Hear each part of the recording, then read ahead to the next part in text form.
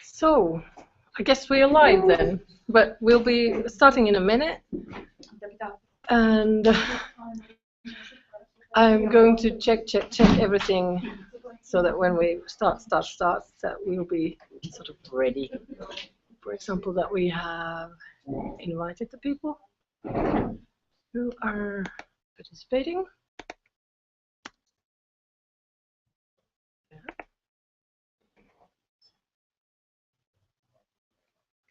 So I guess the sound goes in okay, and that there's a picture. So we'll be there. That's perfect. Perfect. That's perfect. I see you, Liam, but I don't hear you yet. Oh yes.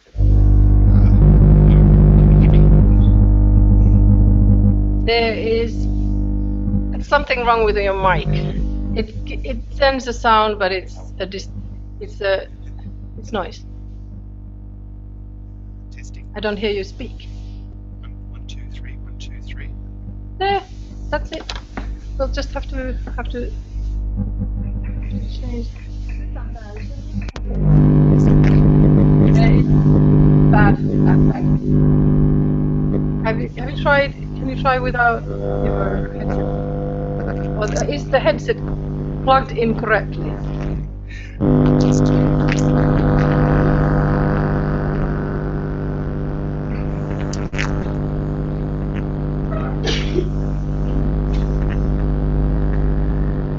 This is interesting because we are stored and live. So I have a feeling that it's your mic. There's no other way this kind of sound is produced.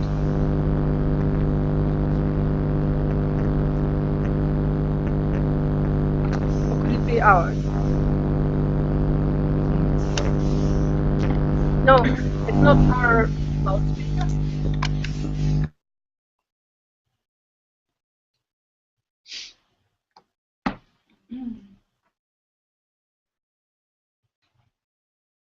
No, I don't know. Yeah. Microphone, does it come from there? For those who want to know, this is what the chat looks like with a lot of comments in it. So you get a lot of chatter. Sometimes it's something meaningful, sometimes not. So I guess my microphone changed. Oops. So you get a lot of these things. Has quit, ping out. Just a minute. I'm not hearing you yet. Has joined. Has changed. Could be because I. So there's nothing really meaningful here yet. This is what can happen in chat. One thing I'm curious about, actually. Now that I disconnected ours, it could be.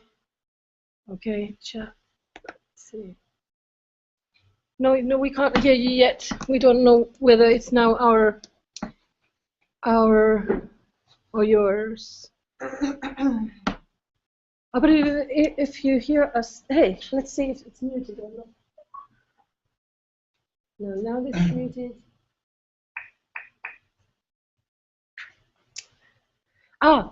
Can you test speak? Do we see your little green dots? No, we don't. So your microphone is not producing sound. No sign of oh, feed. Okay, that's going to be difficult then because it's. Let's see.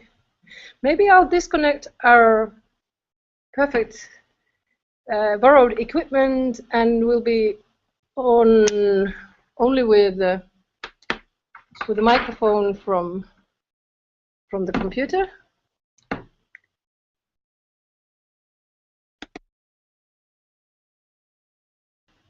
Now you should hear me.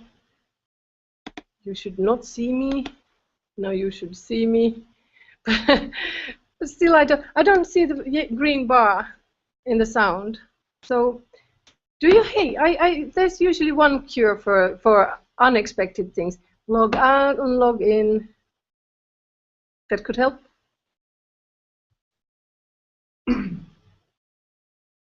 Could also be ours. If you unplug the word in that connection. Yeah, I did. Yeah.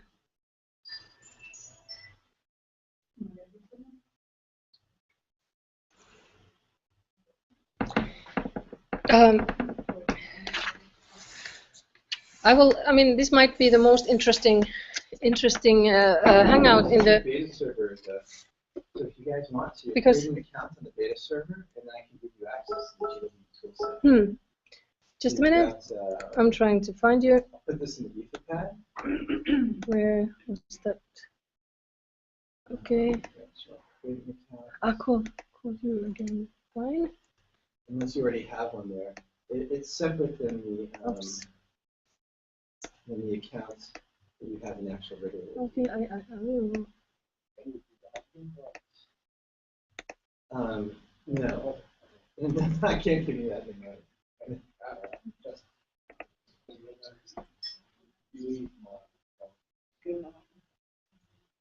I don't know if you can delete them on the list. You can probably ask somebody in the house if you want. I'm not sure. Me kokeillaan vielä toista. Liam. Yes. Oh, I hear you. I hope now we are going to make a test which may break everything, but I'm going to plug the external microphone and loudspeaker. So this is a terrible test. It may ruin everything, but I'll do it anyways. So let's see. Okay, testing 1, 2, 3. There you are. There you are. We can hear you. Can you hear us? I can hear you perfectly well. Perfect. There we go. Hello, Helsinki. This is Bologna calling. So we did not plug you in on the screen. Do you think we should? If you give me the chat URL, can you put the chat URL inside of here? Well, yeah, I don't know these. Well, Liam, please wait patiently. We have some administration to do. Okay, I'm yeah. Ready when you are. Okay, perfect.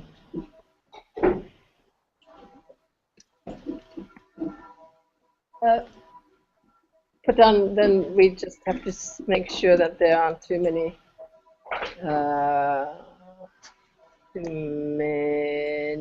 microphones on.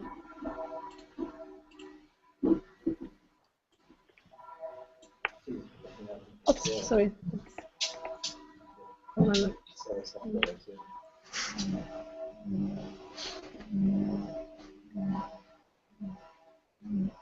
But here's basically the data server. So you got this little view up here. So it's the data server. You don't have to worry about comments. Once you get your account set up here, that's in here. We're right. Ready to link.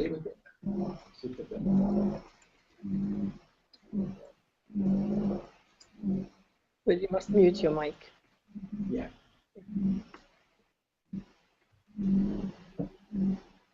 Allow. This is low.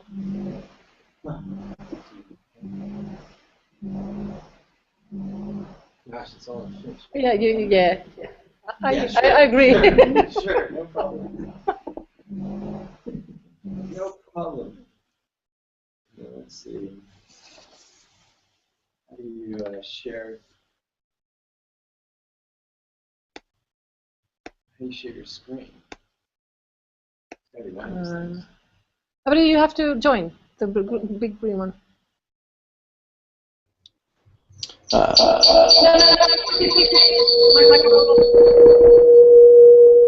There. Oops. No, not that one. Maybe I'll switch off this microphone now. No. For now. It can be. Which one is screen sharing? Is this screen sharing? Oh, you don't have to. Oh, you need, yeah. If he wants to see my screen. Oh, there. Yeah, you're right. No, I'll shut up.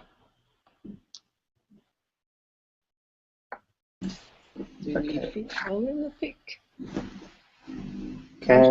Is this working now? Yes, yes, perfectly. And I can see Dan's screen. That should be right. That should be the way it is. Yeah, sending down screen from the other computer and the group from the other. Does it work that way? Yeah, okay. Leonardo da Vinci. Okay. Did you want to just do an introduction first, Liam, or? Well, because this is now after your lunch break, I hope everyone is sufficiently introduced to each other already. And I can see some of you around your respective laptops. Hello. I'm extremely pleased that this event is happening, and that it is happening in Helsinki. I'm pretty sure this is the first time there has been a GLAMWIKI Toolset training or anything specifically focused on this topic outside of the Netherlands before. We've had presentations at Wikimania, the main Wikipedia conference, which was held in London this year, only a couple of weeks ago. But that was to the internal Wikipedia community, explaining the work that we've done, the work that Dan has done. But this today in Helsinki is the first international work and the first time that people have come together from the cultural sector to learn about it. So it's a very exciting development and extension of the program. So thank you very much, Susanna, for organizing it, and thank you very much, the National Library of Finland, for hosting it. Because the National Library is a member of a Europeana partner organization, and this tool was built by Dan on behalf of Europeana, and I'm also working for Europeana. We are able to support this event in Finland much more than would have been possible without that connection between the National Library. So thank you, the National Library, as well. Thank you. The story behind, so I'm not a technical person. Dan is the man. He is, if there is anyone who knows about this tool and the inner workings of the functions, it is Dan. He built it. He knows everything that there is to know. If he does not know it, it is not worth knowing. I don't know about that. But the story behind, the theory behind this tool and this tool set, hopefully, eventually it will include a variety of other functionality that will be very useful for cultural organizations. The back reason for its creation was that about 5 years ago, last month, I created the GLAMWIKI project, which is in Australia, which is the relationship, a formal relationship between the cultural sector globally and the Wikimedia community. Until that point, we had only had a very antagonistic relationship between these two organizations, and in some cases, the cultural sector had threatened lawsuits, and the Wikipedia community was also very antagonistic to the cultural sector. I thought this was, and many people thought this was, unacceptable, because we are doing the same thing for the same reason for the same people globally. We're all about being funded by the public to share the history of our respective cultures. So we should be doing it collaboratively. There are many legal and community problems or issues that keep us separated, but the technical problems can be addressed. The ability to mass upload multimedia to Wikimedia Commons to use in the articles is the most obvious and common technical problem that cultural organizations had. There is Flickr, there is now Google Art Project, and many other American commercial organizations that make it very easy for cultural organizations to share their content on international platforms. But Wikimedia, as the non-profit, global, multilingual, no advertising, crowdsourced community in your own language, it wasn't possible. And it especially was not possible to do on your own terms. All of the material that has been uploaded in a mass database style until now, until this tool, has been done by individual, very technically competent Wikipedians working as volunteers, sometimes without the knowledge or permission or support of the cultural organization themselves. Sometimes this was called content liberation, which is quite an aggressive style of working with cultural organizations, because some cultural organizations really want to keep control over their digitized material, and that doesn't work ideologically with the Wikipedia community. This tool was created and funded by 3 or 4 Wikimedia chapters. So like there is Wikimedia Suomi, there is also Wikimedia France, Deutschland, Netherlands, United Kingdom. They got together and paid Europeana to build the tool, and for Dan to be able to spend his time working through the complex technologies and templates that you're playing with today, to allow the metadata mapping of your own material by yourselves.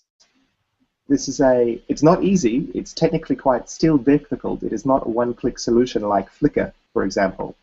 But for the first time, this gives you the control over your own material in placing it on Wikimedia Commons. That's quite a fundamental difference of agency. Does that make sense? Can you still hear me? Have I put you to sleep yet? So the change is still quite difficult. The technology is still quite cumbersome. That is not Dan's fault. That is the complexity of Wikimedia Commons. But the difference is in who has control over the upload. No longer do you have to beg a local volunteer to do it for you.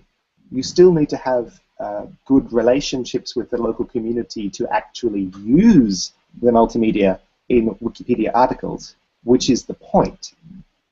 But now you have much more control over your own multimedia to share on your own terms at your own pace and be able to do it in the official way rather than some random volunteer choosing when they will do it and with what metadata. This gives you much more control and is much more justifiable to your management. I hope. No, I think we don't have a specific agenda here, so we've got some time to spend, and I think I was wondering people that they might want to think about some questions or like feedback about what they would hope the tool to be, or what we don't have much experience yet to report on, but something that like wishes and hopes of where this would lead. I think this, if people have something on that, might be something to talk about. Do anyone think that you might have something? Or do you want to digest first? That is a very, very Finnish approach. But I think, you could also ask questions. I think it would be interesting if we could talk both ways. In any way, in any possible manner. Please, if you do have any questions, please do ask me. Also, I can be contacted by Twitter or email if you would like. I'm just writing my best contact addresses in the chat window, which Susanna can share. Okay. The Yeah, there. Okay. Oh, there. Etherpad. I don't know if you've seen the Etherpad. It's in the chat window. mm-hmm.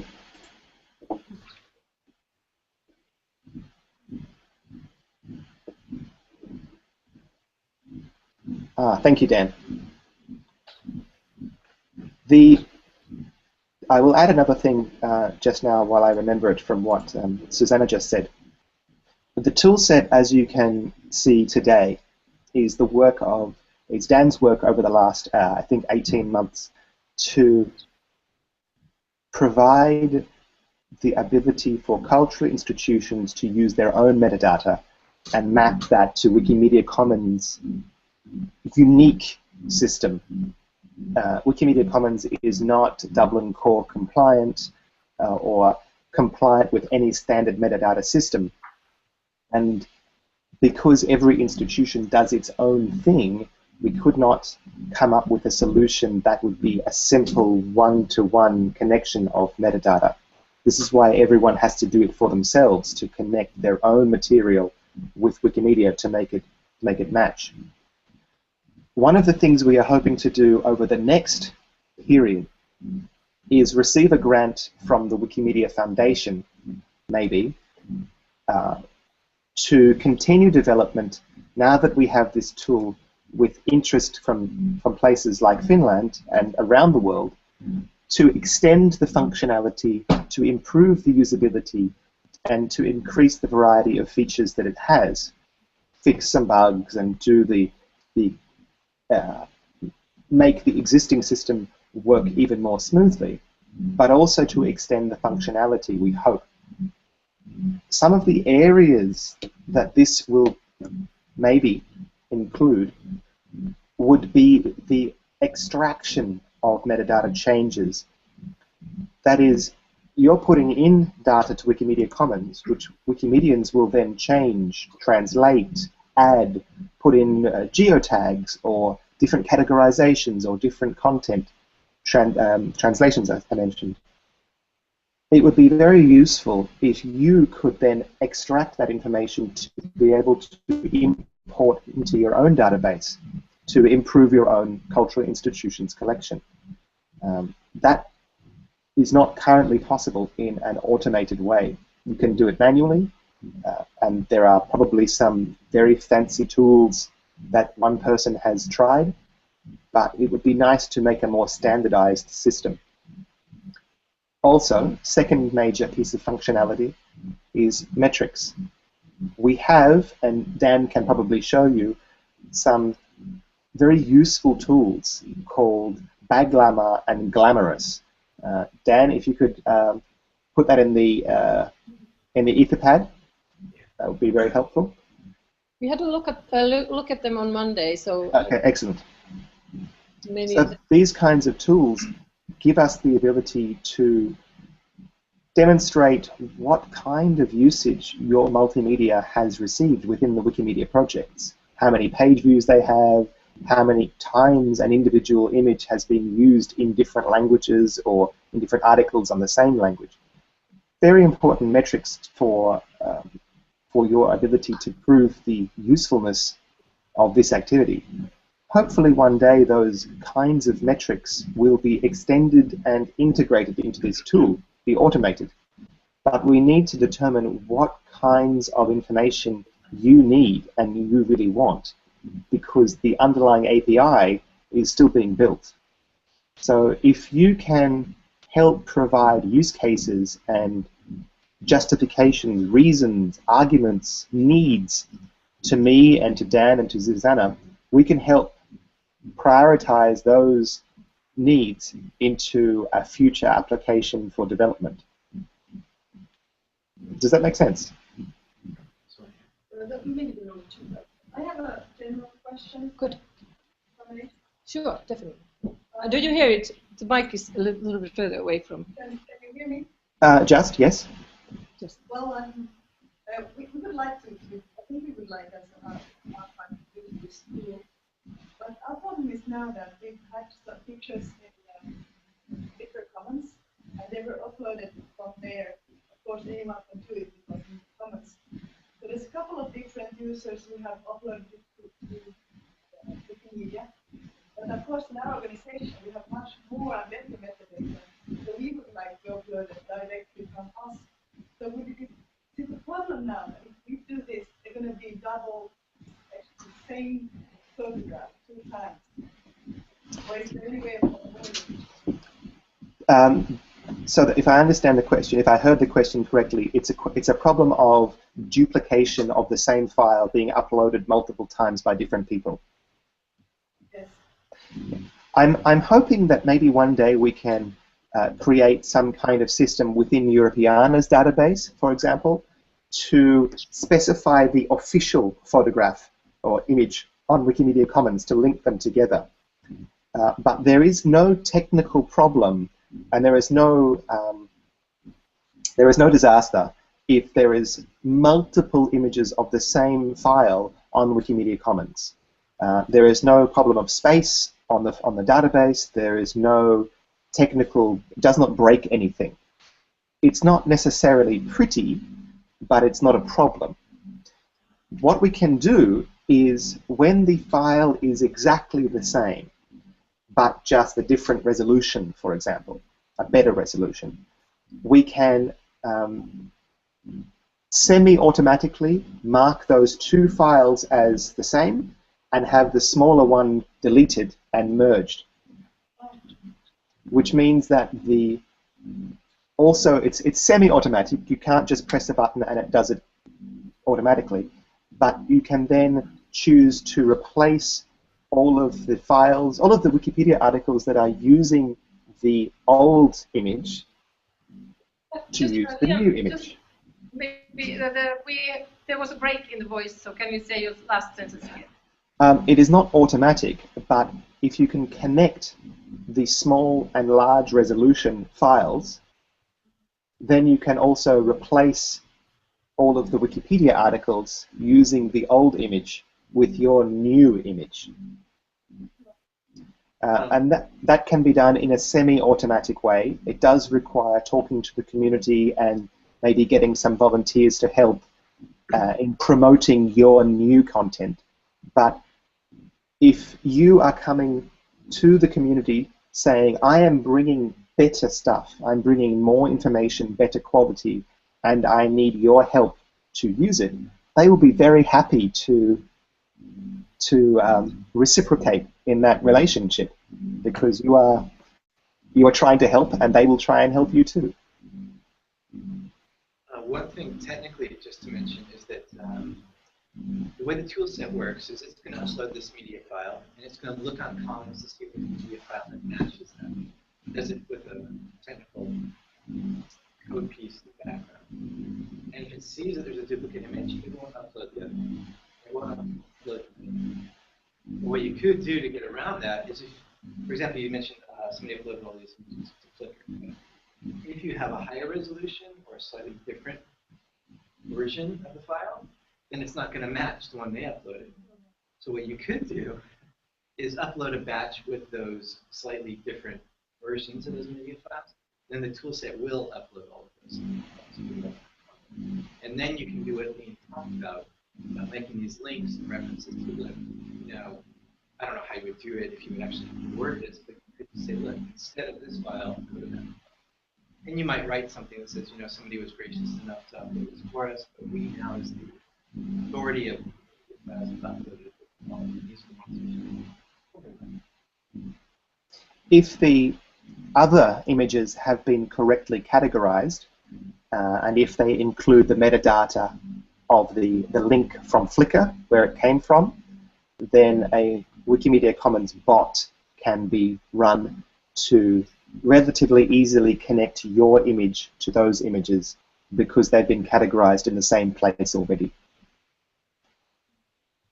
That's not part of the toolset that Dan built, but that kind of function does exist.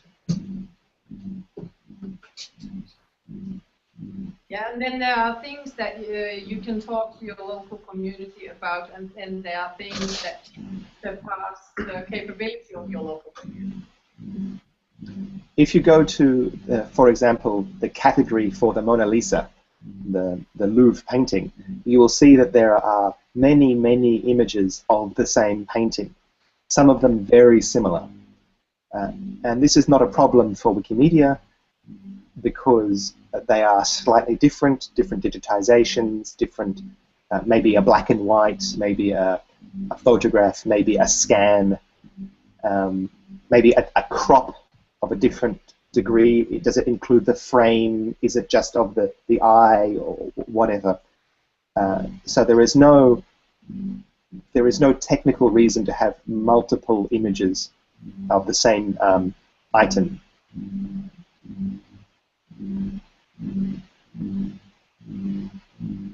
I think this is something that Lizzie from the Rijksmuseum brought up about the yellow maid. I think yes. Several, I don't know how many, 30 versions of the yellow maid, but the one in yellow. So the Rijksmuseum, their own, they did. Whether that's authoritatively pointed to, I don't know. Good example of why. But I find it also interesting because then there's also the community who are interested in doing further work on the colors. For example, here there's color adjusted Mona Lisa, which of course doesn't match the painting anymore, perhaps in its current state, but could perhaps match the painting as it was painted. Can you hear me again? Well, just thinking out loud about the community does also further refine the works, but it doesn't. Well, all the original ones are kept anyway, so nothing will ever be lost. But these would be new versions. Some may do these color corrections to perhaps already like authoritatively colored versions of Mona Lisa. But I think the community is also very interested in keeping the whole thing in shape and in a generally understandable format. So not allowing outrageous interpretations of Mona Lisa in the Mona Lisa page. I have placed the link to the Yellow Milkmaid case study that Dan talked about in the Etherpad. It's a very useful document which describes why it gave the business case for why the Rijksmuseum chose to place their high-resolution TIFF image of the Yellow Milkmaid by Vermeer online on the basis that their job as an organization was to provide access to this particular and provide public awareness of this particular painting. They discovered that the internet had so many bad quality versions of this painting that the public understanding of what this painting looked like had been negatively changed. People were coming to the museum expecting a different color painting because they kept on seeing online a much more yellow, much brighter color. So people would never buy the postcard, apparently. People were not buying the postcard in the shop of the Yellow Milkmaid because they kept on saying, it's too dark. Even though the postcard in the shop was the official color. So that was the business justification for sharing the highest resolution, correct color image online, even though it is instinctively the traditional approach of most art museums to keep those high-resolution files for private commercial purposes only. I put the link to that case study on the Etherpad that Dan talked about. Yeah, we saw it there. It's at the bottom, which is great. It's an actual PDF, right? Yeah, that is also a Europeana case study. Mm. It's been very, I think it's also very, very well known in Finland. It's been circulated very well already. Good. Did you have any other? I hope that answered your question to the lady up the back. Good. Were there any other questions now, or equally, feel free to email me. Did you want to watch as we continue, or the workshop, or? Yeah, I'm happy to stay here for a while. I can't stay for the rest of the day, but I'm certainly happy to watch for a while of your workshop. I too need training on how to use the technology. Well, you may get bored, but we'll see. Are there any other questions for Leah? Oh, we can always come up with a question now that you're there. Yeah. But we can change roles. Dan will take the lead and I will mute my microphone. Thanks very much. Okay. So out of curiosity, is there anybody who did not sign up on beta? So everyone signed up. Okay, cool. No, Oh, you haven't. Okay. So again, to get there, let's see, where's my little.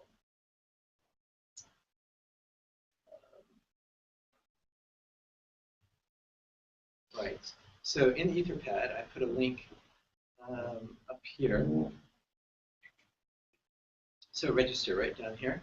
And I've got create account on beta. And here's a link to the sign up page. It is. Again. Okay. I guess it was up for 5 minutes and that was it. All right. So what we can do is I'll show you how to use the IRC chat.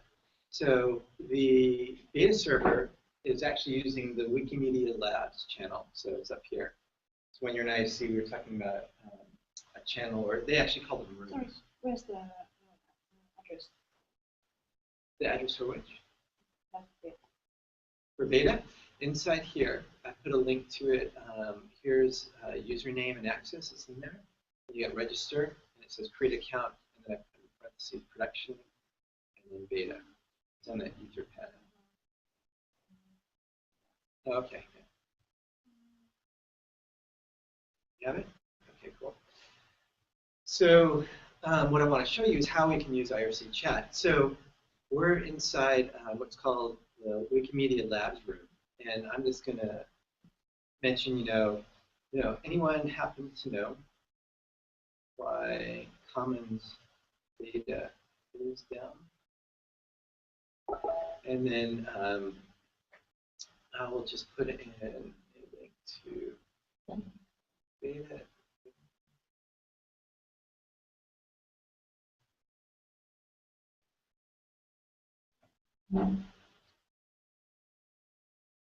And then I just kind of leave it there. And I don't know if somebody's going to respond or not. It may take a little while. So we can leave this in here and then start doing some other things. We'll see if somebody responds. It'd be kind of interesting. In that case, so we'll just move back to where we left off earlier. And we were talking about the templates and how they can possibly start to fit into your upload. And so here's the creator template. We're talking about how you can choose to wrap the creator's name or not, or just to place it straight into the actual upload. Any questions on that? As you can see, we don't have anything here for the date template. We didn't expand on it, and this is for future development. We could obviously do that, where you would have a couple of tick boxes that said, okay, we want you to use the other date template, which we saw a little while ago, or we want you to use the regular date template, or we don't want you to do anything with it. Just drop the date into the artwork template, just as it is. The one thing that I forget your name, but you asked me about, you wanted to see how are these templates put into template, right? How does it actually show up?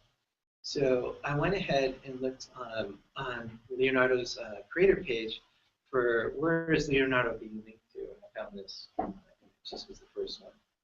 And so if we come in here, this is the artwork template. You can see it's been filled out. There's a lot of information here. And up here is his creator template. So this is how you have the creator template embedded inside of the artwork template. So that's one thing that will start to happen. Another thing that you have is the institution template.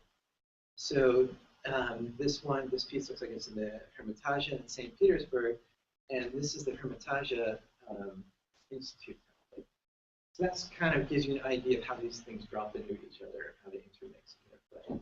We're also talking, let's see, this is a license template, and this is something else that also will get dropped in. We can look at that.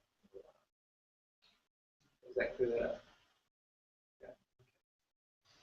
All right. So we have got the creator template we just were talking about, and the institution template. And this is again is the same thing. It's just basically going to take the value that you have inside of your XML file. So if we go back and look at the one I was looking at earlier, which is here, I think we're using this. DC Publisher, I think, is what we're using, and it says Rijksmuseum Amsterdam. Or actually, here, data provider, Europeana provider, or Rijksmuseum. So this is going to pick up and drop it into the institution template, and we'll show Rijksmuseum. And so when I go to that form, and I go ahead and want to wrap it. Actually, I want to wrap this so you can see what happens with it. Now, language template, inside of XML, and I know all of you don't know, not all of you know about this yet, there's something you can add to the elements. We have DC description as our element, but you can also add a language attribute. The language attribute, EM is the English code, and L for Dutch, and then F5 for Finnish. So if the description is in Finnish, you would actually have this inside of your XML file. And I don't know if I've done that to this version. But in here, this would probably say something like this. And if there was an English version of this, you would have another DC description element below that said lang equals EN. And what happens then is that when the toolset picks up the description and it sees this EN, it will wrap it in the language template, and it'll put like a little piece of information above that says, this language is Dutch, this language is English, and it'll have that description. And we'll see if we can get an example of that when we finish. So I can say, go ahead and look for these, and then wrap it. So I can decide whether to do that or not. Then we have these license templates. And the license templates, who's not familiar with Creative Commons? Or I mean, yeah. So everyone knows what Creative Commons license is. So the most common one that we've seen is the BISA 3.0, but some people are using different licenses, or they're using their own internal license, whatever it is. The problem with that on Commons is that on Commons it usually has to be a public domain license, or it has to be a Creative Commons license for it to be published to Commons. I think that's kind of where you get to play with the name. If you had a different license that was not one of these Creative Commons licenses, you can actually put it in here. You can actually write it in this little box. However, what the toolset does is it looks for these URLs inside of the metadata, and if it finds one, it interprets it and creates a template wrapping like this, and places that for you. If I look at the metadata, just to show you, it's right here. So we have rights. So what you'll see here is that it says Creative Commons public domain mark 10. So it's using that Creative Commons URL to be as part of the metadata. I think you could actually just put in here public domain or public domain mark 1. And we have, the tool is trying to interpret these things, but the best way to do it is to put the actual Creative Commons URL in the metadata. Looks like we got a response. This thing is blinking up here. So let's see what it says. Wikimedia QA. I have no idea what that is.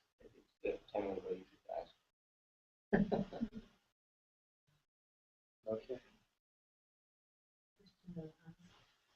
So this doesn't really give me an answer to my question. It just kind of points me in another direction. So, I mean, I can open up another tab and see if it's going to help, but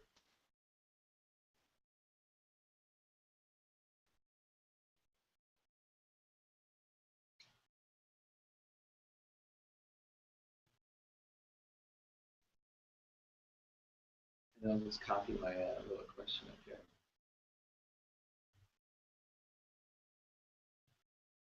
Never heard of this channel before, but whatever. Okay. So in the metadata, we've got the Creative Commons license and it'll map. I think that it'll try to do, if you would put, I think, by SA30, that might pick up. There are a couple other variances, but for the most part, we're recommending that you use the actual URL. And then we've given you this field in case, for whatever reason, you have no license.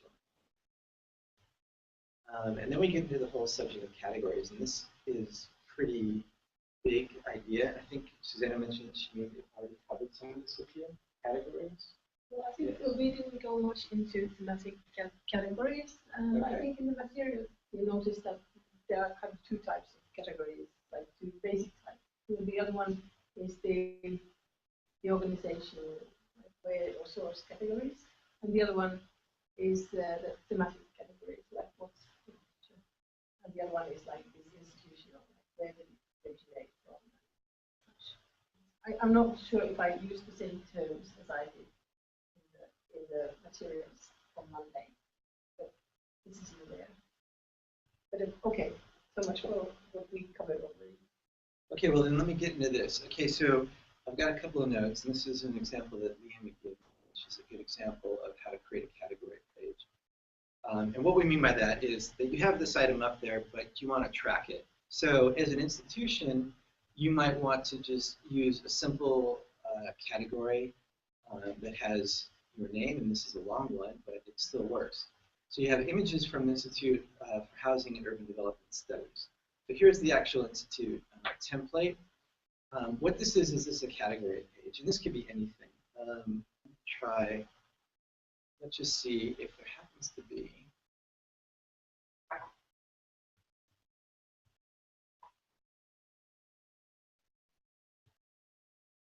Somebody deleted it. And this is actually a good example of where the institution creates the category page, possibly, and then somebody deletes it. Let's save this. Okay, so this is an old comment about deletion. So there's some discrepancy over whether this page should actually exist for the Rijksmuseum.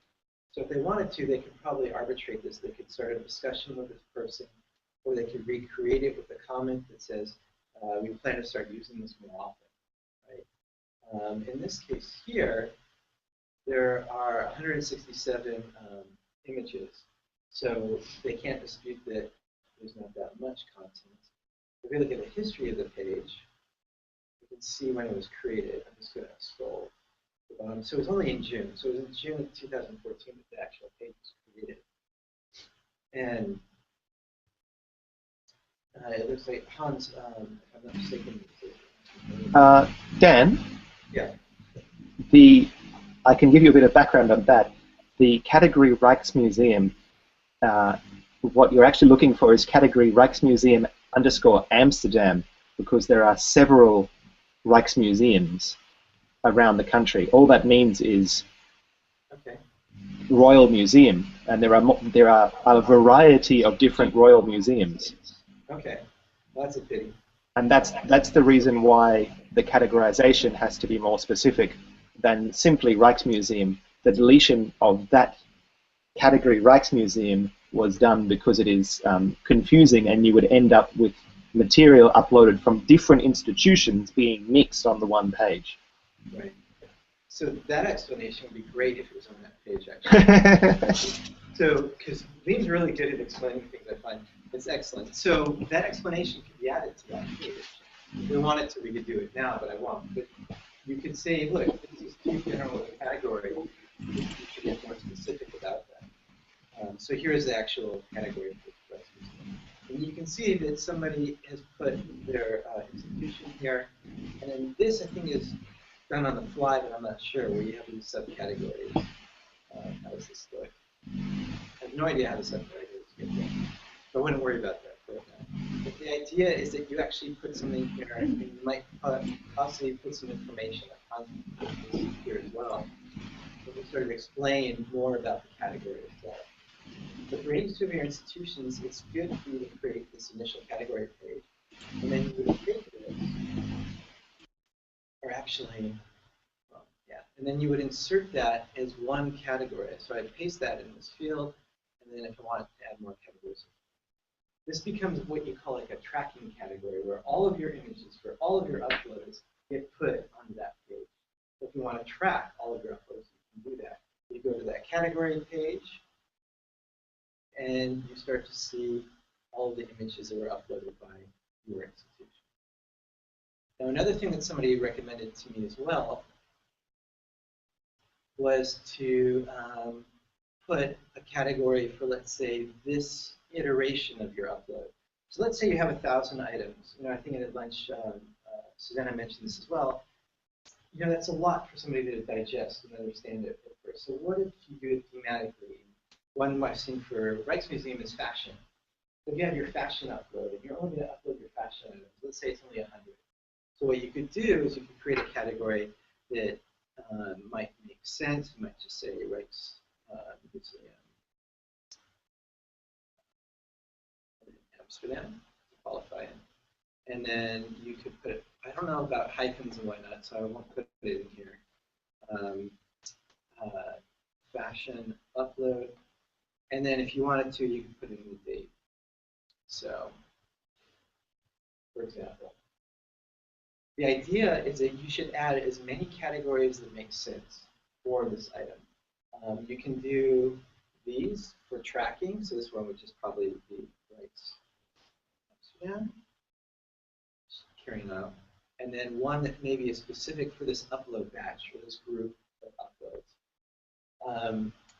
Let's see, actually it was a flash on, so we got an answer here. Not sure why it went 4 again. So, okay. So here's where we wait a little while and we get a response to that chat, so I'm just going to check it out. So they're not sure why, so nobody really knows what to do. So I add these two categories, and these are going to get applied globally. And what that means is if you have 100 items, to where you have here global categories, this is going to get applied to each 100 of those 100 items.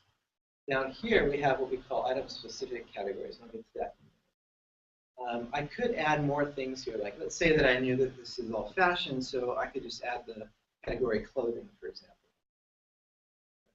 And that will get applied. I think what you're about to say is that this is an English. Well, no, actually, I'm going to say about researching the categories beforehand rather than inventing categories.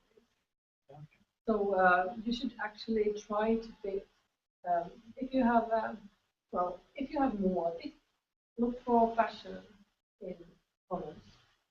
Don't try to make local versions or like your own versions of categories. Try to find existing categories that fits your purpose. The thing I was going to mention is that I've read that while you can use some categories that are in foreign or other languages besides English, they highly recommend that you do all the categories in English. The cases that are exceptions are, I guess, proper names or proper nouns. So if there's an institution name, or if there's a painter or a sculptor, and you wanted to create a category for that person, it would be in that person's language. Those are exceptions to that rule. That's just some general information. Are there any questions about the global categories? Okay. And another thing that we can do, I don't know if they've done this, these pages. Okay, so I'm going to edit this and just take a look at something in the wiki text. Yeah, he's done that. So you have what's called hidden cat. So what this is let me see if I can explain this. Here's one of these images. And I'm just going to scroll to the bottom of the page because that's where all the categories are. And what you'll see is Categories Institute for Housing and Urban Development, Slums in Ahmedabad. And under here, you have hidden categories. And this is that tracking category that I was talking about. And what that is when you, I have it on my wiki turned on where it shows me the hidden categories automatically. A lot of people don't. A lot of people have this off, and they will only see this top section here of categories. Right? So if you want, you can hide your tracking category, and that's what Hans has chosen to do with this. We've done the same thing with the batch upload category. It's not something that everyone's going to see as a category. So it gets applied to the image, but it's not always seen. Could I just jump in here, Dan? Yeah. With regards to categories, the material that cultural institutions will be uploading 99% of the time is images from the collection, and therefore the category that is required for this material is collections of the institution.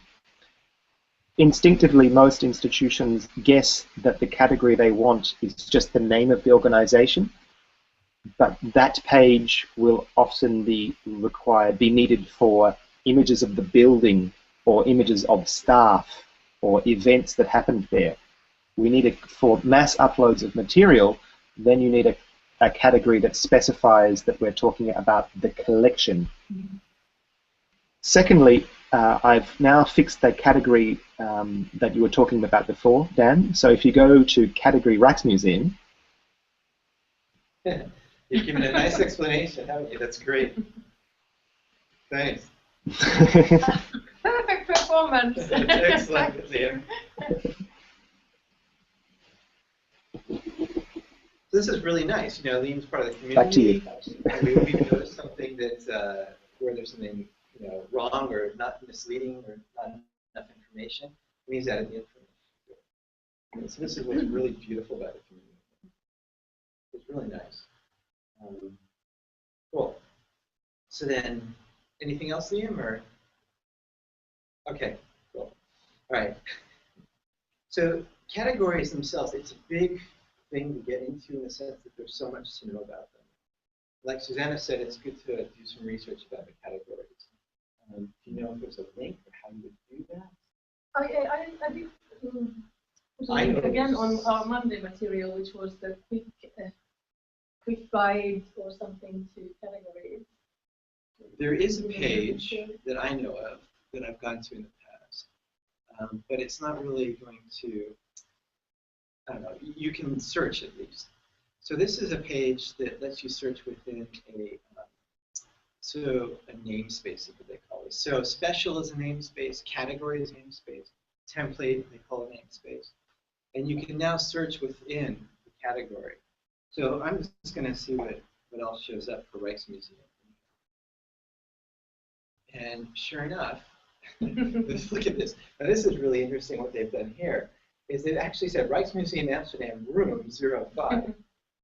So somebody has gone in and identified in which room of the Rijksmuseum I guess something belongs. But that's too static, I would say, but who knows how dynamic that room is.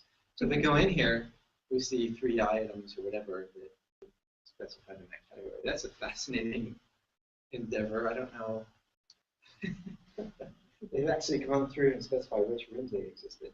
So here's something maybe more interesting, which would be Rijksmuseum in the 1880s. So now you've got classification where you've subdivided that.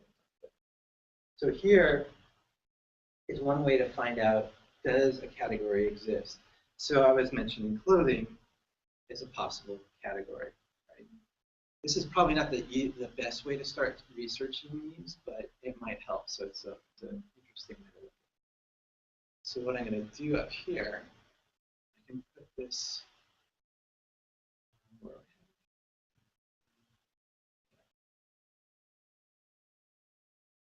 So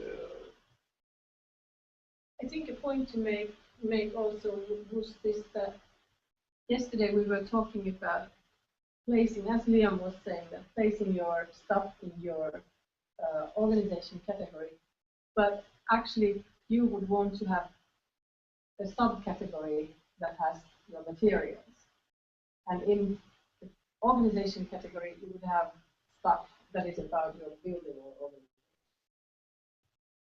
So underneath you have a subcategory for your collections or images.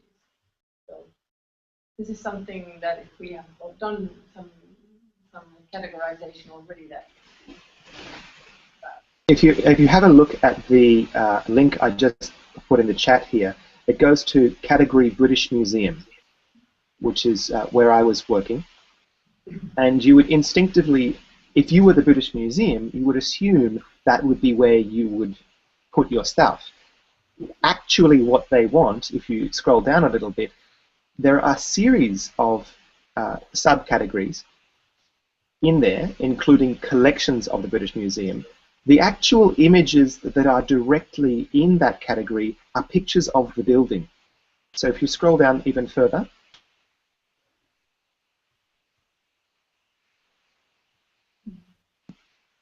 so these are generally, sometimes they're just bad categorizations, but these are generally just high-level things. The institution itself wants to put its content probably under category collections of the British Museum, and probably even in the subcategories of that. Dan, can you go to the category collections of the British Museum, the first stem? You can see there are 5 categories within that, by room, by department, by type, and there is even a category called with a question mark for material that the British Museum itself needs to check, probably for copyright or probably for clarification about what these things are. Any individual image can appear in multiple categories. So a picture that they upload, for example, could be categorized as bronze sculpture, works from 1000 BC, I don't know, collections of the British Museum, brackets, Greek department, brackets, room 5, all sorts of specifications. It's not like you only have to have one category. Okay, cool. Thanks. Any questions about that, or? No? Okay. So if I go back to where we are, we can get into what we're calling item-specific categories. And what that means is that while these are being applied globally, you can actually pick a metadata field to apply something per item. So the creator field may change per item that you're uploading. So you can use that. So one thing I've done is in the past is just say created by or painted by or whatever it might be. But you don't have to put that phrase there. Now this phrasing that we've done is the phrase goes before, not after. Somebody mentioned, well, we want a phrase after. We haven't done that yet. So right now, you have the option to put a phrase. You don't have to. You can leave it blank. Or you can put the phrase. You might put in here a couple of them. You might put the PC creator. You might put in, I don't know, the publisher. I'll just put a couple of these here just to kind of see what might turn up. Who knows? And these are going to be applied differently per item because they may change. So that's the distinction between global and then item specific. Anything? Okay. I'll just put a phrase in the first one so we can see what that is. Then we have the source template. Now this I find confusing because it's actually, it seems to me that this would be like a partner template. So in here, I'm just saying this is Europeana. And if we go and take a look at that,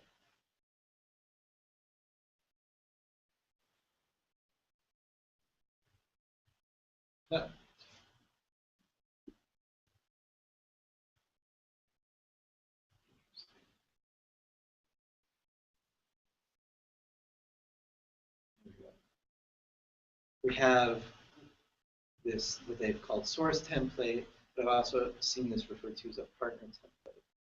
And let's see if we have any.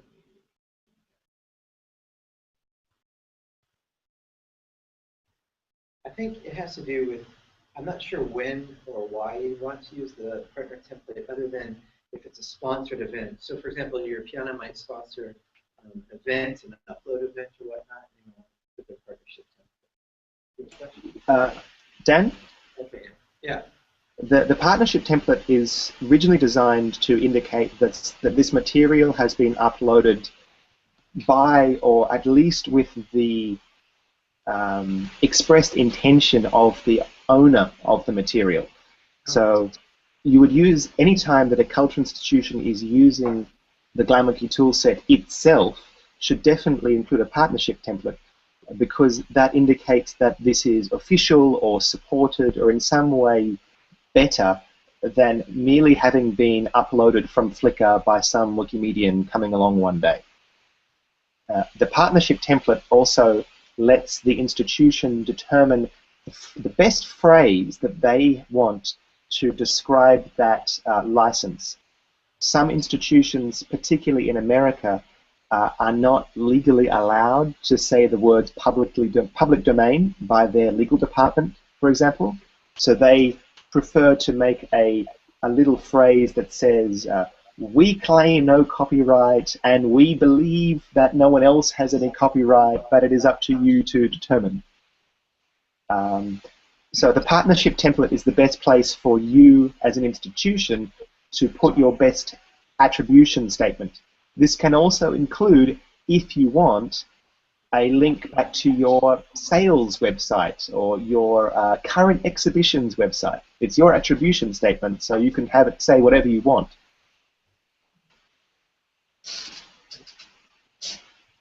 So actually, we did have a question about whether it's about partnering with Wikimedia, or whether, you know, whether there's a distinction between that and your own, I don't know, PR like attribution.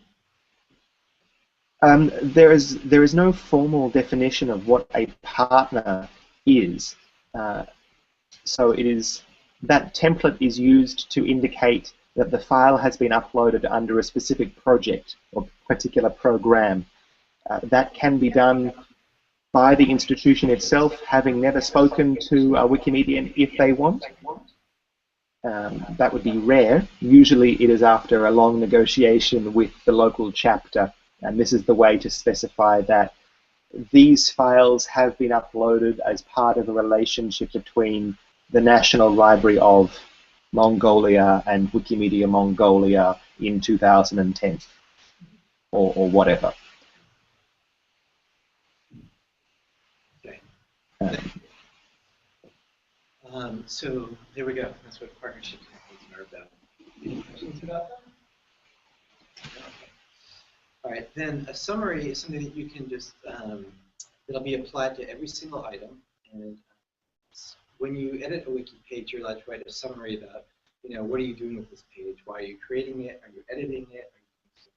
So usually I put something like, you know, in this case, this is test upload for this workshop, for example. Now, this is in my own local wiki, so some of these templates are not on there, and we'll see that. And it's good because you'll see what they appear and how you can correct that. One thing you have here is a re-upload metadata from URL, and what that's going to do is it actually allows you to overwrite the media. So let's say, for example, you've uploaded something and you found a mistake, or you have a better version of it. You can re-upload over that and overwrite the information. Let's say the metadata is incorrect, and you corrected it. You have a new XML file, and you want to overwrite that. You can do that. You can go through this whole process and do it again because you have better metadata, and you can also re-upload the media file. It's up to you. What happens, though, is as soon as somebody besides you makes one of these uploads, you won't be able to overwrite it. So it's kind of a bit of a protection mechanism you make. You're uploading 100 images, 1,000 images, whatever it is, and somebody has edited the metadata because they found a mistake in your metadata. Or they've uploaded their own new version of the file, because that'll happen. If that's happened, we won't let the tool overwrite what that person has done, because the whole thing is about the community contributing back and bettering the information. So that's just something to be aware of. Or if the information is better. Right. So then if the information is not better, you have to change it manually. To do it where the the tool would do a difference between what exists and what's different. It would take a lot of coding work, and so that's why we haven't coded that. To, let's say you have 1,000 images, maybe 10 out of them have changed, it has to notify you and say, I found 10 differences, but I don't know what to do with them. Right? So something like that we might be able to do a lot quicker than actually having the program intelligently interpret, well, mine is better, so I'm going to put mine there instead. So what we might do in the future is have the tool say, I found 10 out of the 1,000 you're uploading that are different than what you're trying to upload now. You can go check them out and decide what you want to do. So there's this toss-up between having automation and having human work. Okay, any questions? No? All right, so then the next step after you've outlined all of this information, put it all together, then you're mapping, decide what categories, what templates you're going to wrap. You can preview the batch. And what this does is it goes out on the internet and it makes sure that the file exists and that it has access to it. It also does some manipulation from the templates themselves to give you an idea of what it's going to actually look like. It doesn't download the image because downloading the image can take a lot of time, especially if the images are huge. So what it does is it puts a placeholder. So it shows you what the title is going to look like, what the page is going to be like. It shows you this little placeholder, and then it starts to put in the actual template. So this is our old template. What I wanted you to notice is all of these creators that came out of the DC Creator. We had 3 of them. And it created 3 different entries for it. And it places them after each other. Right now, it's separating them. It looks like space. I've got to do it semicolon biggest time. And they show up in red, meaning that that page doesn't exist. So what I could do is just click on one of these, and it's going to start to create this page. I could create it if I want to. I don't want to. I'm just going to close that out. I don't have the institution template for Rijksmuseum on here, so that's not going to show up. But I do have the licensing template, so that does show up. So it does get inserted. And then here are all of those categories showing up. You've got the GWToolset, you've got Rijksmuseum, then you've got this upload, where we've got the date put in there, clothing, and then these created by, it's picking up that phrasing that we had ahead of the creator, and then putting in the actual value. That's the item specific. And then this is one of those fields that I inserted. I don't remember exactly which. Then here's another. And just to show you that this one has changed because this item actually is a different creator. Okay. Wim has to go, so we could thank him and say bye-bye. Thank you, everyone. Goodbye. Bye. Have fun, Dan. Thank you very much for your help up there, and thank you very much, Susanna, for organizing this. It's fantastic that you're doing it. You're welcome. Thank you. Bye, guys. Bye. So let's see what we have down here. Yeah, just different things where we have the created by and a different person, and then the other fields that we put in here that are item specific. So, any questions about this? Once you're finished and you're happy with this, you just click Process Batch, and that's it, and then you're done. And then what happens is in the background, the server will go ahead and do all of the uploads for you, and then they'll start to appear in the wiki. And what you can do is you can use that tracking catalog that we mentioned to actually see if they're actually appearing. And that's kind of how that would work. So what I have to do, since it's my local wiki, I have to do something to get this thing to actually upload. What we've also put in here is this special new files. This kind of shows you what's been new. This is something I was testing out earlier. I'm going to go ahead and I have to run some code. This is what the server is usually doing in the background all the time. Let's see.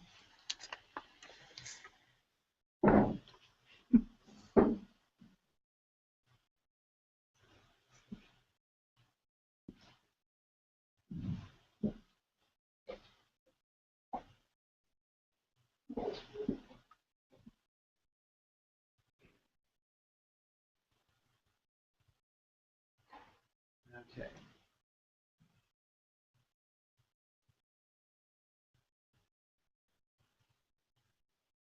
So in the background, what the server is doing is this. It basically goes through and has these different jobs that it's running. It knows it does up to 10 at a time. This is that throttle we were talking about. But we only have 3. So what it's doing is it's doing 3. And it goes and gets that file from the internet, puts it together with the artwork template, merges that, and throws it up into the wiki. And it outputs these log things where you get this error. So this is when there's an exception or a problem, it actually outputs an error. It says that there's a duplicate image, basically. It says duplicate media file. File basically already exists. And so it throws this exception, and there's this log entry and whatnot, and no one sees this, right? No one ever looks at this thing. So one of the things that we've done recently, I'm actually going to refresh this. Hold on a second. Let's see if anything appeared at all. Okay, so we got some of the images. So out of those 5, we got 3. So that's good. What I want to show you, though, is how this is something that we've just added recently. I found it really strange. During the whole time I was developing the tool, I had this logging going on in the background for me, and I wanted to be able to produce it so a person would see what's going on as well. Nobody told me about something called a special log until recently. The special log lets me take that message and put it in the place where you would be able to see it. So special log now shows me up here what happened. I just uploaded this file, media file job succeeded, created, and then it tells you actually what it created. It tells you which metadata record it was from that XML file that you had as well. And then in here there should be a couple of failures. Here's one. So media job failed, and then it tells you which record it was, and then it gives you the message. It was a duplicate file, and then this way you would know that on Commons there's this actual file that already exists, and it's the same as the one that you're trying to upload. So this is something that we just got approved recently, and we'll probably go into Commons next week, I imagine, or the next 2 weeks. So this is really important because you have no clue what the heck's going on unless you look at this. So the special log page is really important. And one thing you can do is you'll see many log entries, and you can click on this and just go to GWToolset log. Click go, and then it will isolate it only to those log entries. So what we should probably do is take this. Actually, I need to go into Commons, but I'll just do it right now.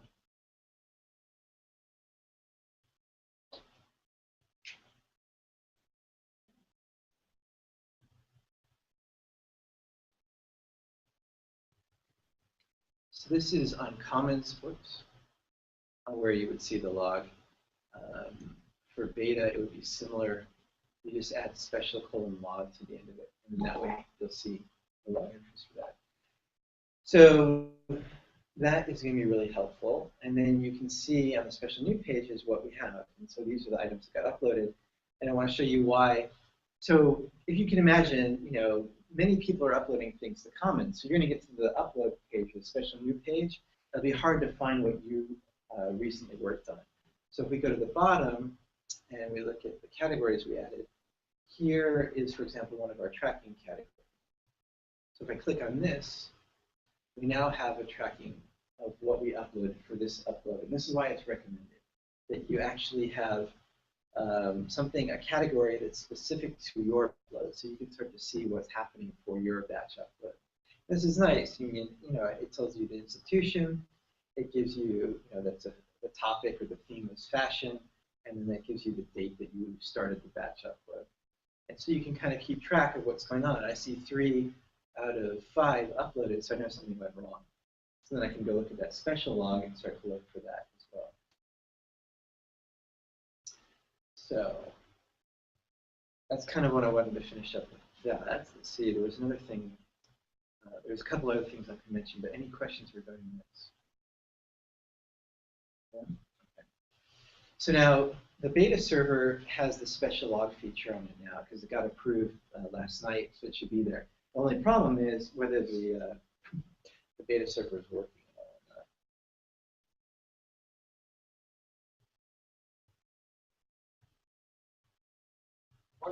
We're still getting a fourth. So anyone can edit those categories. Should I protect these categories? Well, I think it's up to you and whether the administrators let you do it. I think that the culture is more that every page is left open so that anybody can edit. But if so much abuse happens to that page, I think then the administrator will agree, okay, that page has been what we might call hacked too many times, so let's protect it. Right? I know that happens to Wikipedia pages a lot with celebrities or politicians, certain groups, because it's been hacked in a bad way so many times. The administrators will, or I don't know who does it, it's admins or bureaucrats. Some group decides this page gets too much vandalism, so let's protect that page. So part of the wiki culture is to leave things open until things are abused, I guess. So you should probably take that attitude as well. Don't ask for the protection until you actually see vandalism happen too often. That's what my suggestion. There's this cornerstone of the Wikimedia culture, which is assume good faith. So don't expect people to come and abolish your doings. Just expect them to respect them, and then only when proven guilty. What about there was this months ago when there was some article on Wikipedia about something the Russians did in Crimea, I think, and that it got changed by the Russian government, something like that. Well, I wouldn't know exactly about that, and of course the controversial topics are such that there is turmoil all the time, and that let's say that it's a whole other story than what we are discussing here. Well, what I've noticed is that inside those IRC chat windows, like is this the Commons one? I'm not in the Commons one anymore. But in Commons, you see this happen a lot, where there are people who like to monitor these types of issues, political issues, or just public demonstrations, or anything like that, and they're watching certain pages. They know that there's an issue in Crimea, for example, or right now in the Ukraine. So there are probably a bunch of people monitoring the Ukraine pages to see what's happening. And then they will start to discuss whether they should change something or ban something or roll back a revision, or if they should protect it. So it's amazing. There's so many people in the world, and some people are really focused on this. So if you have an interest in Crimea, in that area or the region, you could actually get involved yourself. And then they have the discussion inside the chat room, and they make a choice whether to do it or not. Sometimes people will just roll back the page automatically with that bold, where they're saying, look, the revision that I saw was no good. So let me show you an example of what you might be able to do. So here we are. This is the British Museum. I think you go to history. And for whatever reason, let's say it was vandalized, I could say, okay, I want to roll back to this revision. I logged in. Can I do this? Okay, so I'm logged in, and I can't roll it back.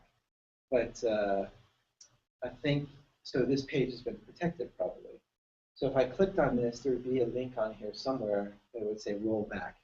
I could roll back that revision. So some people have that authority, and they just started to do something like that. Does that help answer? Yeah, it's an active community, and people are doing it.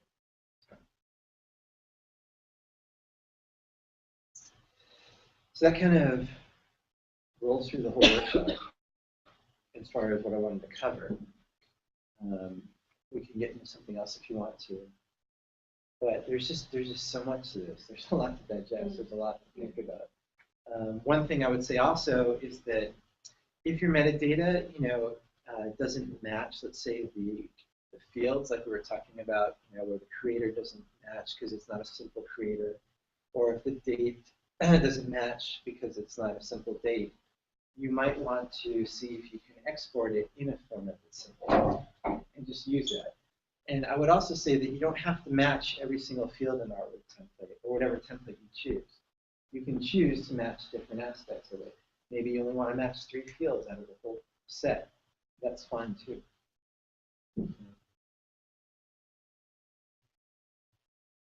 Actually, we left in the in the program, well, probably needs some short break.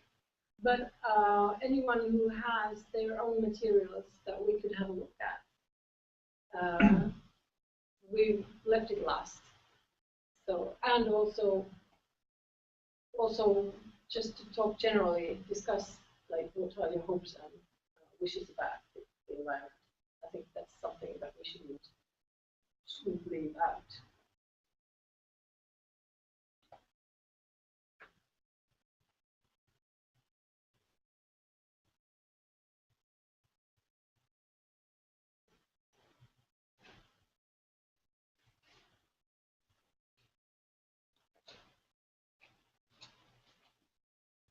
One page I should mention as well is this one, which is the GWToolset users.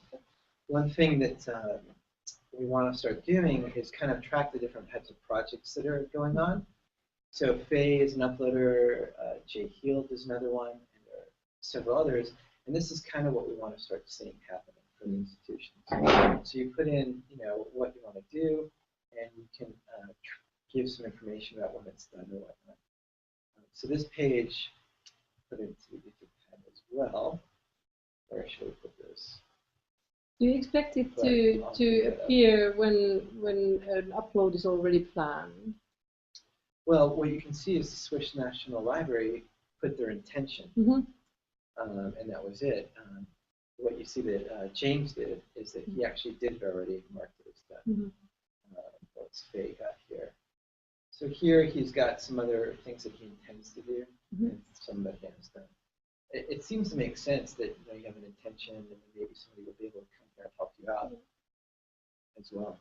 So you might, if you're interested in the Swiss National Library and you happen to see this, you might contact them on their talk page, and that's why we go to this user, go into discussion, and then possibly leave a message saying,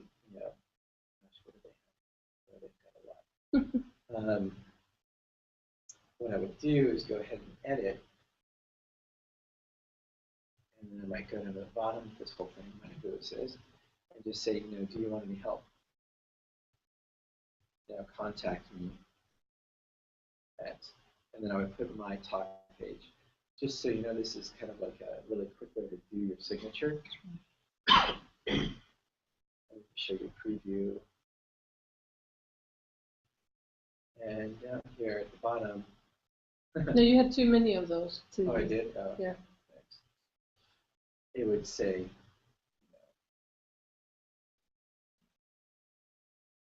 something about me offering to help, so they could contact me. So you can do that on people's talk pages, leave them messages. Actually, in the editor window, there is also a signature button. Oh, there is. Okay. Yeah. The signature being your username and then a link to it and the date and time that you put your comment. This is a quick way of putting it. And actually, your username is global, so you would have it also in Finnish Wiki, but you are not expected to do Wikipedia article edits with an institutional login. I hope you remember that. So that should be personal. But anyways, there are home pages for logins in all wikis. So, well, in this case, it doesn't really matter because you should only operate in Commons anyway. But with your personal account, you will have several home pages in all the wikis where it's functioning. So, just a reminder. So yes, this is definitely a lot of information. Yeah. You want to just take a break about I think we will. Of course, we shouldn't at least stop before the end of time. I mean, before the end. So, anyone, coffee or I don't know, refreshments? We finally end up having, but we do have coffee. So, what do you think? I think if we discuss our own metadata, so we might not need the international community there. What do you think? Or would you like to? I think it would be less intimidating to discuss between us. Okay, so thank you, whoever will be watching this in the future, the future archivists. So goodbye from Helsinki. Bye bye.